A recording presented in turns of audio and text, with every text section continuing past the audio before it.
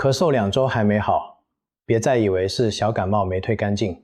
医生提醒，有4种咳嗽要特别警惕：久咳、干咳、没痰、环胸闷，科类可能是支气管炎或肺结核早期，要尽快拍胸片。2. 科类晨起咳浓痰，咳完舒服，科类多见于慢性支气管炎或长期吸烟者，肺部有慢性炎症。3. 痨、咳嗽伴胸痛、气喘、呼吸急促，痨可能是肺炎、哮喘，甚至肺癌警讯。4. 夜里咳得最厉害，平躺就咳，咽内小心胃食道逆流或心衰引起的咳嗽，因为胃酸或循环不畅会刺激气道。重点，咳嗽超过2周不缓解，一定要就医，找出原因比吃止咳药重要，别让身体的信号被忽略。久咳不止，不是拖一拖能好的事。